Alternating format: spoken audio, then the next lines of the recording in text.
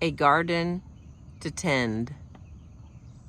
Becky's parents died and left her a large, beautiful garden. It was sufficient to support her for the rest of her life, they thought. They died peacefully, knowing they had given her the best that they could.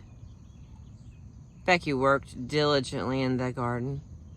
She raised fine crops year after year, enough to make a comfortable living at first. No one anticipated the seasons of drought, one after another. The torrential rains that drove the soil into the river.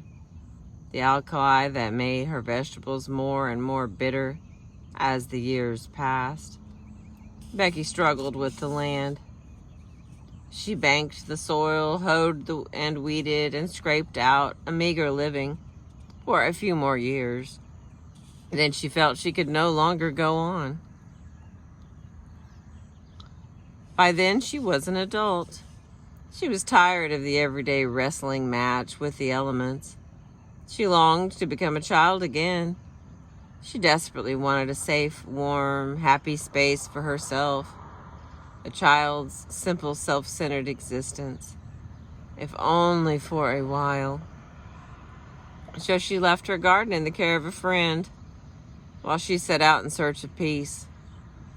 Perhaps a man could give her that peace, she mused. Perhaps another kind of work. Perhaps a new philosophy or a religious experience. Advice from a wise old woman. Perhaps just playing at being a child again.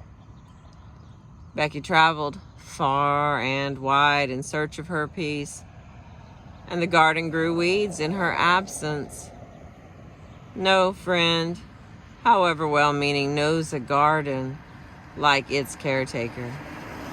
And each time Becky returned home from one of her trips, she dreaded looking at her patch of land. What small peace she had found in her travels disappeared when she viewed the condition of her beloved garden plants. There is no peace for those whose garden is in disorder, however thin the soil. This story was written for a charming young lady who was considering flight from her marital garden. Whenever possible, it is best to put one's garden in order before walking away from it. In her case, working on the garden eliminated the need for walking away. We all get tired of difficult work at times. We all feel the warm pull of peace and security and time out from responsibilities that might come from escape of one sort or another. Long-term fulfillment for adults comes from being who we are, adults. There is a difference between short-term relief and walking out on our responsibilities. Thank you for listening this morning. I appreciate you.